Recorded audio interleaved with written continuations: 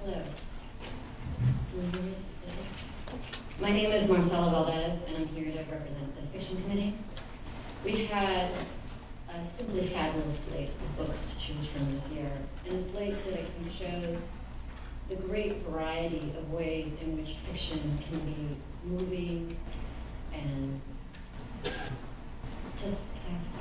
And so I'd like for the finalists to stand when I say their names, and to remain standing, and then for us to hold our applause until the end, and so they can be standing and receive their applause. The finalists for fiction are Roberto Bolaño, 2666, by Farrar, Straus and Giroux, published by Farrar, Straus and Giroux. Alexander Hammond's The Lazarus Project, published by Riverhead. Marilyn Robinson's Home, published by Farrar, Straus and Giroux. Elizabeth Strout's Olive Kittredge, published by Random House. And Glenn Taylor, The Ballad of Trenchmouth Taggart, published by West Virginia University Press.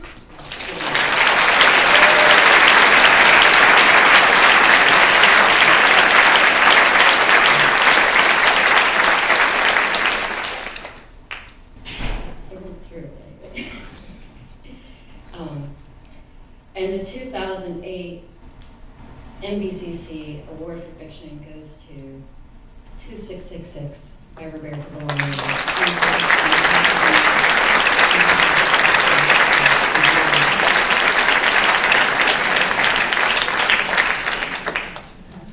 We will never know what ending Roberto Bolaño would have placed at the finale of his extraordinary novel, 2666.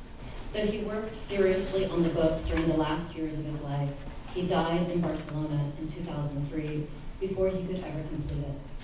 But what he left behind is a work so rich and dazzling that will surely draw readers and scholars for ages. 2666 is, at its heart, a meditation on love and evil. In 5 sections, the part about the critics, the part about Malfitano, the part about fate, the part about the crimes, and the part about Arcimboldi, the novel traces how affection and violence have shaped the lives of dozens of characters over a century of history. It begins with the passion 4 literary critics feel for the novels of a mysterious author named Benoît Arcimboldi, and ends with the tender attachment that Arcimboldi himself feels for his younger sister.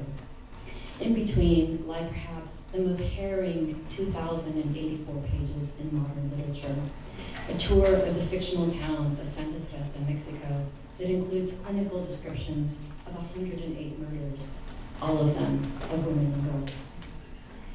Mexican crime and corruption have been much in the news over the past year, and in many ways, Bolaño's novel is a carefully researched indictment of the circumstances that led to this violence and to the murder of more than 400 women and girls in Ciudad Juarez, Mexico.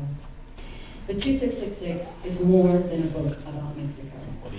By casting his narrative net so widely over Nazi soldiers and sympathizers, over Mexican cops and narcos, over Black Panthers and American sheriffs, over lonely detectives and writers, over Romanians and Argentines and Frenchmen, Bolaño assembles arguments for a sexy, apocalyptic vision of history.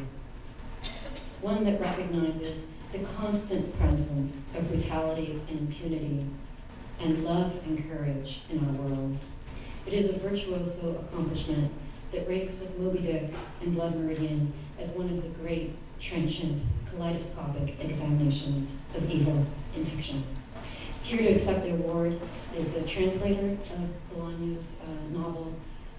It's really such a splendid translation, and it's by Natasha Wimmer.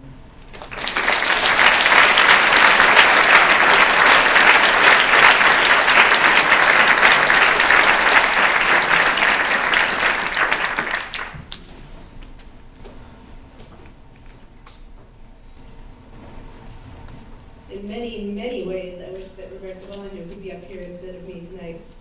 But since he can't be, on his behalf and on my own, I'd like to thank his and my wonderful editors at FSG, Lauren Stein and Jonathan Galassi, and also Barbara Epler at New Directions, for first bringing Bolaño to the United States, along with his translator, Chris Andrews.